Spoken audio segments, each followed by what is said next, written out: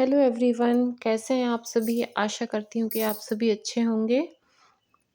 तो यहाँ तैयारी कर रही हूँ, आज तैयारी कर रही हूँ लड्डू बनाने की, बेसन के लड्डू बनाने हैं मुझे। तो आप लोग समझ ही गए होंगे, अभी गणेश जी के समय चल रहा है, घर-घर में गणेश स्थापना हुई है। तो मेरे यहाँ भी मैं गणेश जी बिठाती हूँ, तो उससे पहले तैयारी कर रही थी, तो यहाँ बेसन के लड्डू बनाने की तैयारी चल रही है।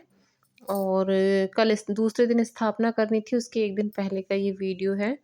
तो मैंने सोचा शाम को पहले लड्डू बना के रख लेती हूँ, क्योंकि दूसरे दिन फिर चतुर्थी को इतना समय नहीं मिलेगा, मार्केट भी जाना है, पूजा का सामान गणेश जी लेने।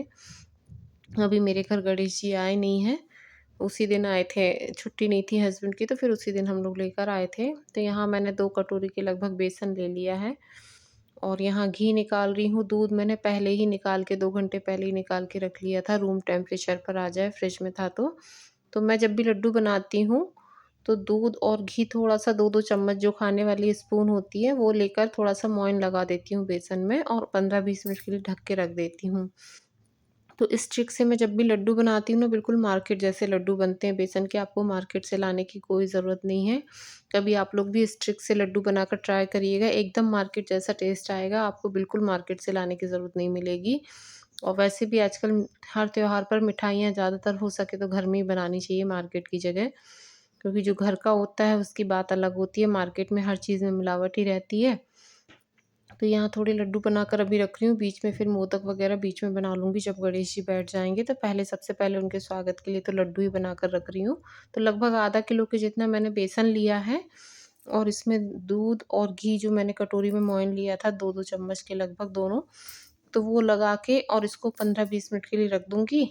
और साइड में चाय भी बन रही थी यहाँ मेरी, शाम के समय का ये शाम के समय ही बना रही थी मैं, खाना-वाना बनाने के बाद।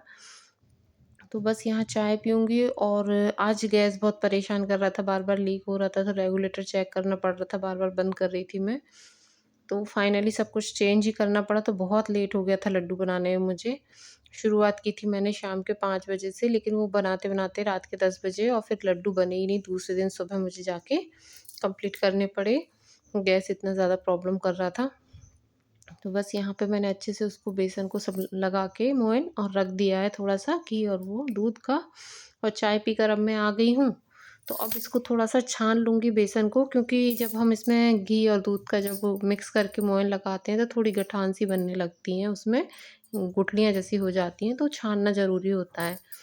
तो बस यहाँ अब इसको मैं छलनी से छान लूँगी अच्छे से, और जो थोड़ी-सी मोटी जो गठानें रहती हैं, तो उसको बाद में मिक्सर में 1-2 बार चला लीजिए तो बहुत अच्छा तैयार हो जाता है बेसन भूनने के लिए।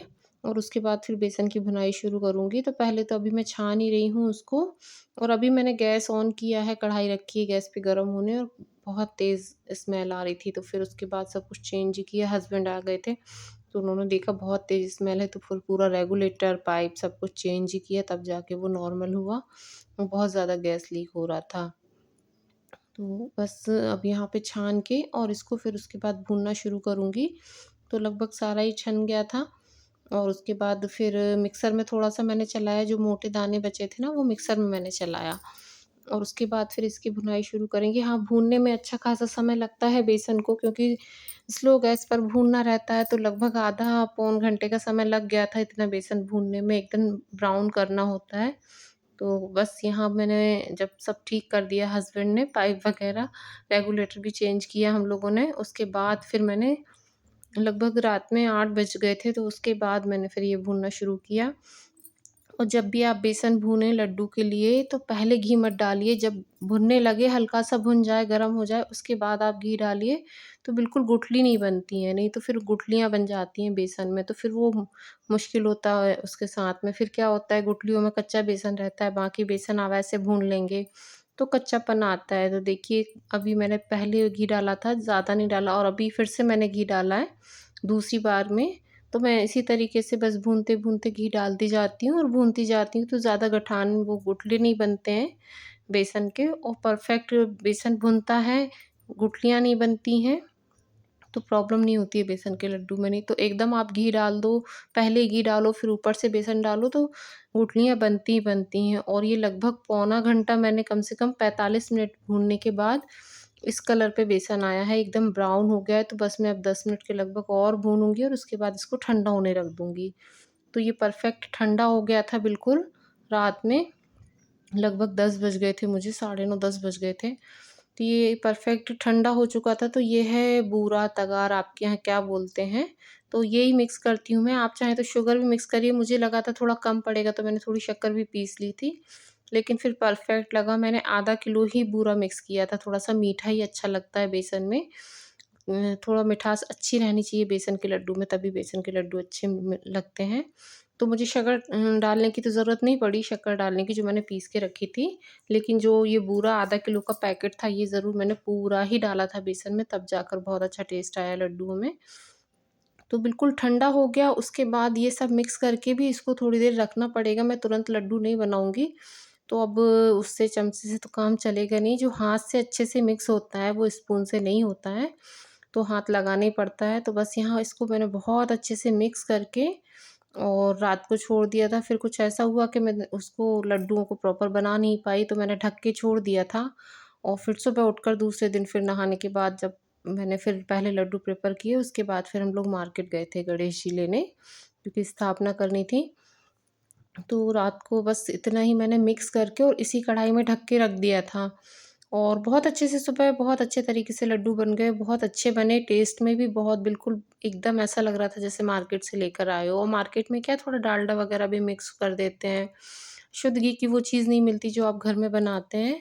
तो एकदम परफेक्ट सब कुछ बन गया था। बस यही है कि उनको शेप देना था, बनाने थे, लेकिन वो बाँध नहीं पाई मैं, समय ही नहीं मिला। कुछ ऐसा अर्जेंट काम आ गया था, तो फिर ये मैंने सुबह नहाने-धोने के बाद, सब काम के बाद फिर ये लड्डू मैंने फिर से कंप्लीट करके रखे हैं, एकदम परफ़ेक्ट बने हैं। अब बस इनको स्टोर करके रखना है डब्बे में, तो रोज़ अभी गणेश जी को इसका भोग लगेगा, जब मैं लेकर आऊँगी उनको। और ये थोड़ी-सी मैंने जो भी मेरे पास सामान अवेलेबल था, साड़ी वग़ैरह जो भी थी, तो मैंने ये थोड़ा-सा डेकोरेशन किया मॉर्निंग में, क्योंकि सब कुछ अकेले ही करना रहता है ना, किचन का भी रहता है, घर का काम भी रहता है। और फिर साथ में पूजा-पाठ के त्योहार में थोड़ा-सा त्योहार के समय थोड़ा-सा काम भी बढ़ जाता है। लेकिन अच्छा भी लगता है जब हम लोग इतने खुश होके तैयारी करते हैं। मेहनत थोड़ी ज़्यादा हो जाती है, लेकिन उससे बच्चे भी सीखते हैं, तो वो भी एक्साइटेड होते हैं, तो वो भी फिर उनको भी उतनी ही उत्सुकता होती है त्योहार मनाने की, तो अच्छा लगता है। मुझे शौक है कि थोड़ा-सा आगे होके जब हम करते हैं, तो फिर बच्चे भी हमसे ही सीखते हैं, तो उनको भी लगता है कि हाँ, कुछ अच्छा हो रहा है, त्योहार है, सेलिब्रेट करेंगे। तो बच्चे घर से ही सीखते हैं और उनको सिखाना भी ज़रूरी है।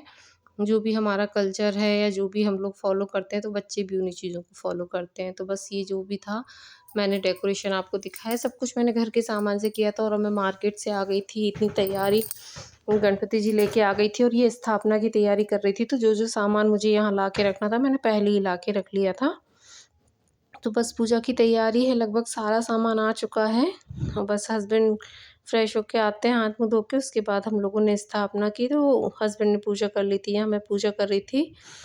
तो यहाँ अभी आप मेरे गणेश जी भी देखिएगा, बहुत प्यारे, बहुत सुंदर, इतने प्यारा चेहरा उनका मन करता है देखते रहो। मेरे बच्चों ने ही पसंद किए, मम्मा ये ले लो, ये बहुत प्यारे हैं।